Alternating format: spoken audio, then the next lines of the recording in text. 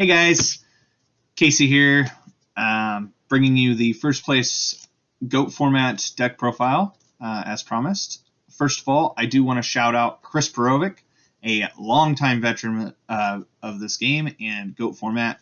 He has been one of the most innovative minds in our game's history. He's up there with a lot of the current pros. Definitely a great asset to the game.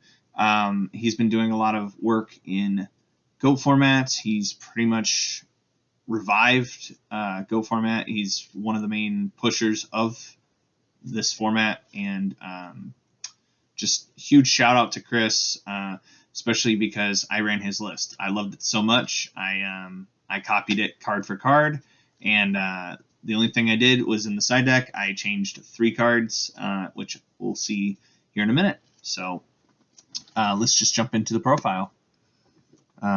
So we play.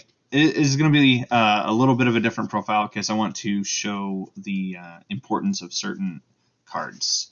So I'm going to start off with the 1-0s. So Sinister, we should know in this format, if you're playing any sort of chaos, control, discard outlet, whatever, you need to play Sinister.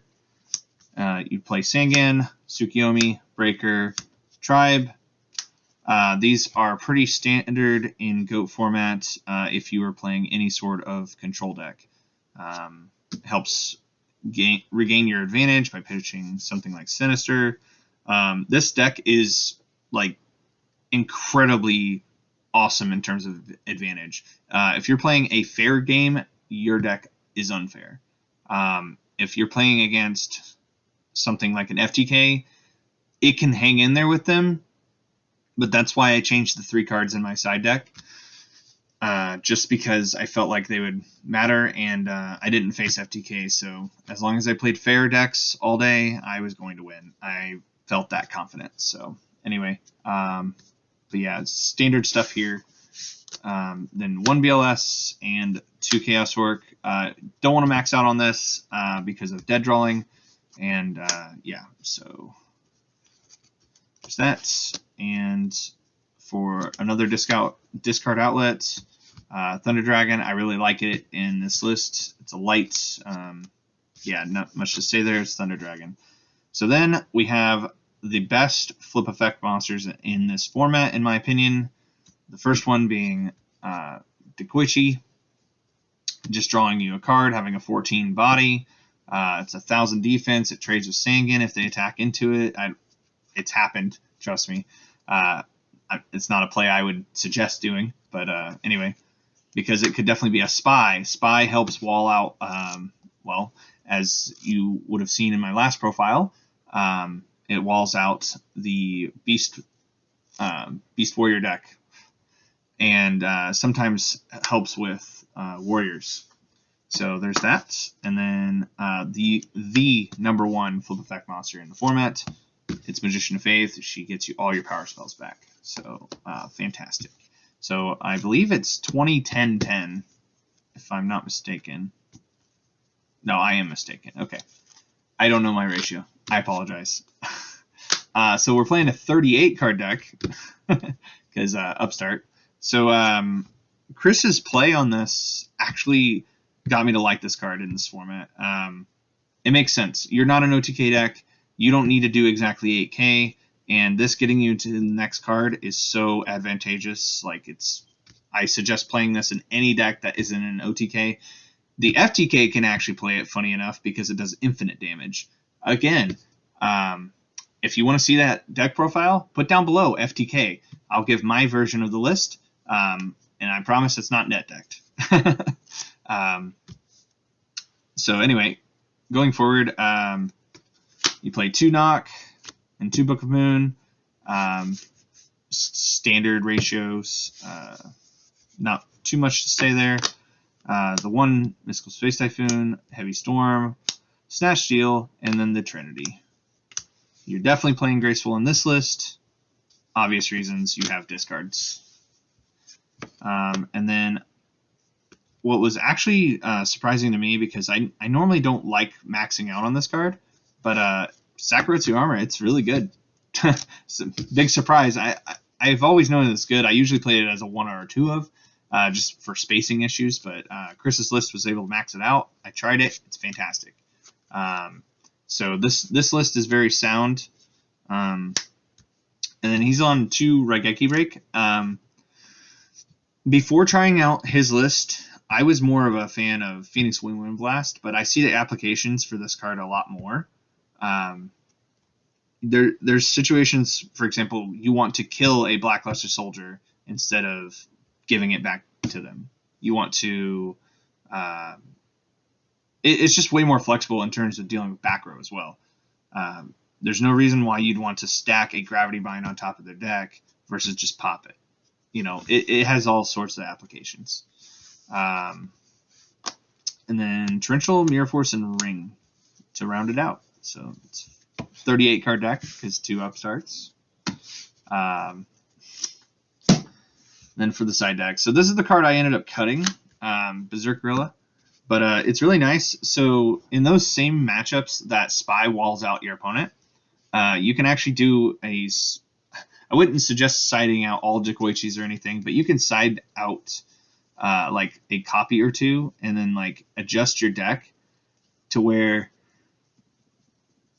I don't know, if you think... Because we're not on Return from Never Dimension. We're not on any anything that would like matter for... getting Noblemen of Cross outed. So you kind of just side out. This is why these are all at 3. So you kind of just side out depending on what cards you need to fit into your deck.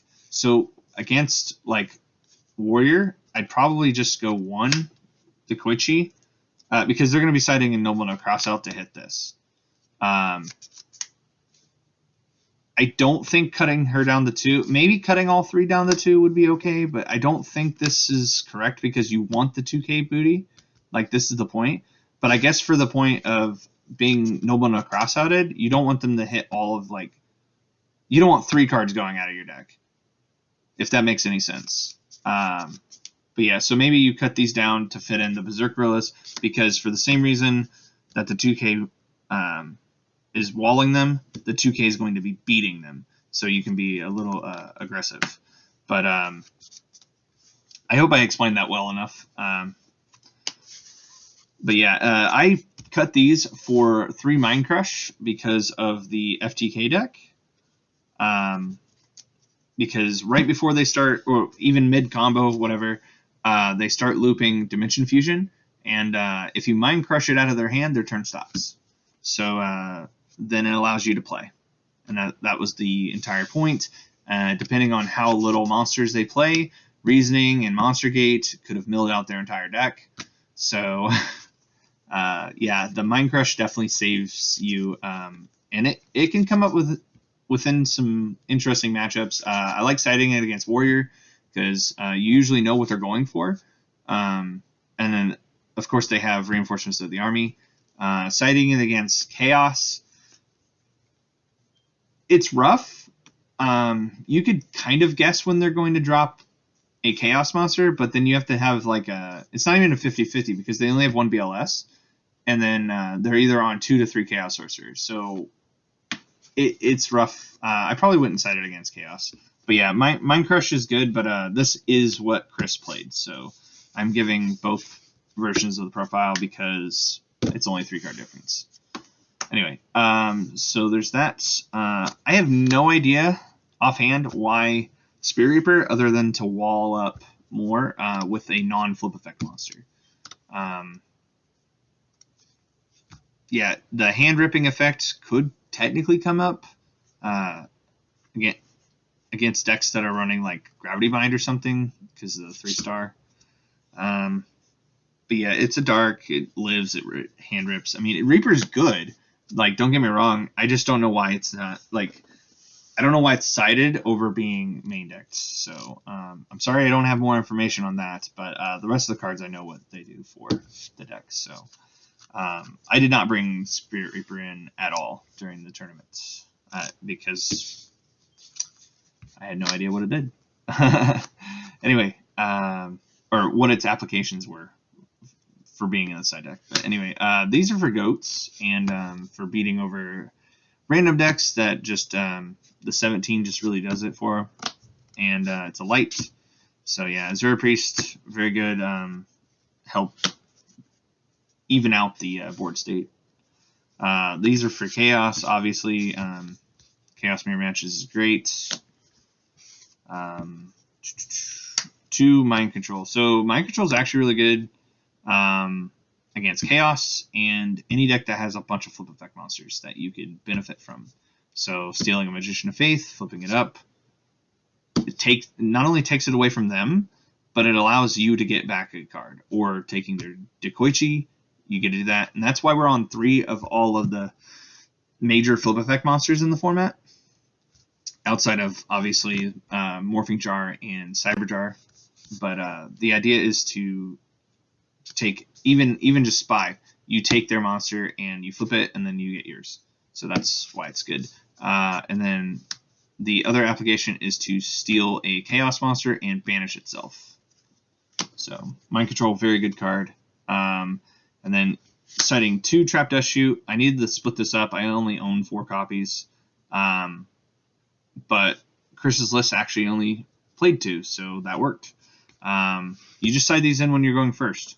It helps beat a lot of decks, gives you perfect knowledge of their hand, so you know how to play around certain cards accordingly. And yeah, it's just Trap Dust Shoot. It's really good. And then to round it out, 2 Dust Tornado for back row removal. So yeah, that was the first place profile for Chris's tournament and mine. So his was much bigger than mine.